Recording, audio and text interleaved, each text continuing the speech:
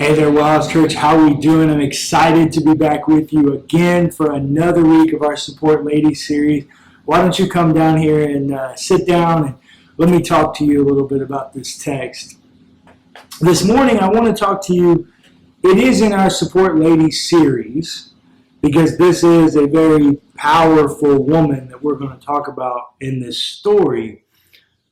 But what I really want to talk to you about is decision making. Every day we all make decisions. We're faced with decisions that we have to make for positive, for negative, just because of what it is. It's a decision to get out of bed in the morning. It's a decision on what you eat for breakfast. It's a decision on whether or not you eat breakfast. Life is full of decisions.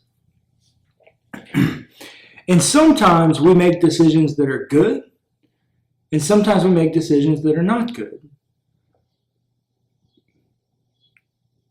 But if I had to guess, if you're here watching this, my suspicion is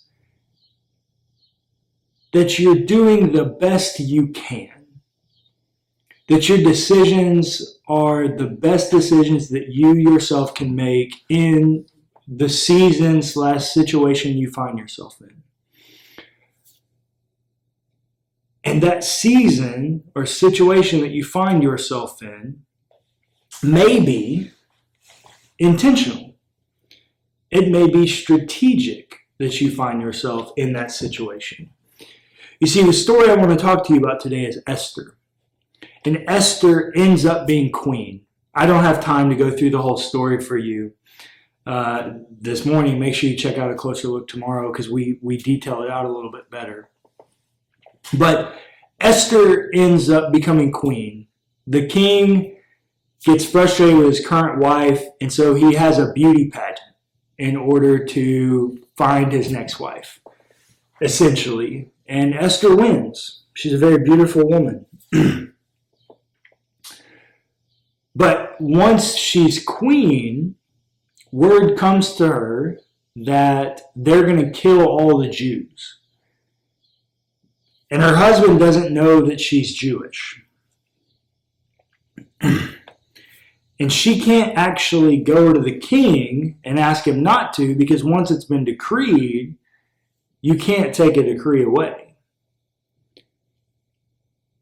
And then on top of that, it's illegal for her to go and consult the king. So she really finds herself in this rock and hard place. She's a person of influence, and the text really lets us know time and time again that she found favor with the king. But it's just not totally cut and dry. It's just not a one-to-one kind of experience here. And so Mordecai, her father figure, basically, in her life, he says to her, and to her handmaids to say to her, this is what he says.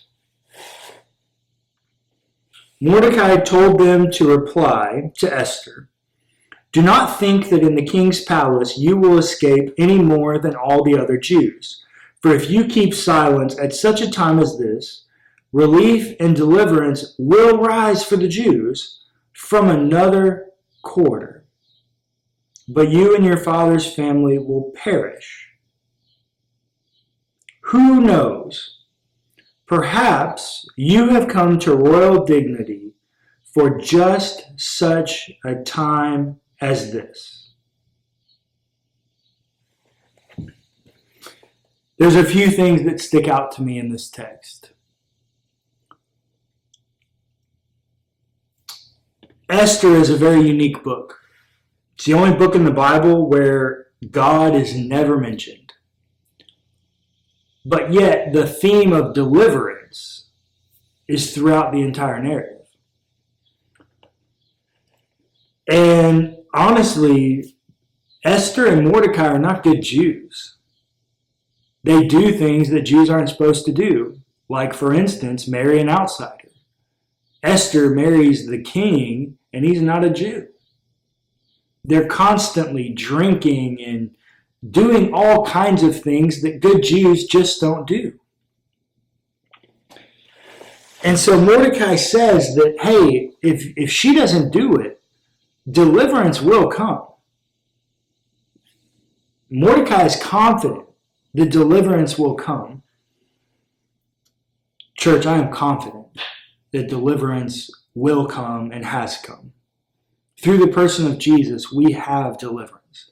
There's no doubt in my mind that deliverance will come. And the way in which that deliverance is empowered in each and every individual to go out throughout the earth is very different, and it can show up in a variety of different ways. Mordecai is absolutely right. But the thing that I love that he says is, perhaps you found yourself in this place for just such a time as this.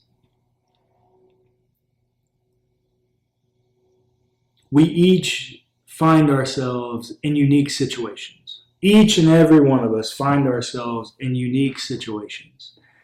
And situations where we are in need of deliverance. Sometimes that deliverance we can deliver ourselves. Other times we can't.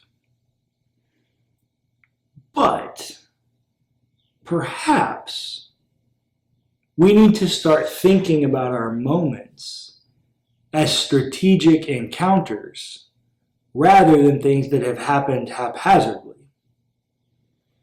What if the things that are going on in your life are strategic? What if the things going on in your life are happening because there's a plan in place? What if God is at work even when you don't see him?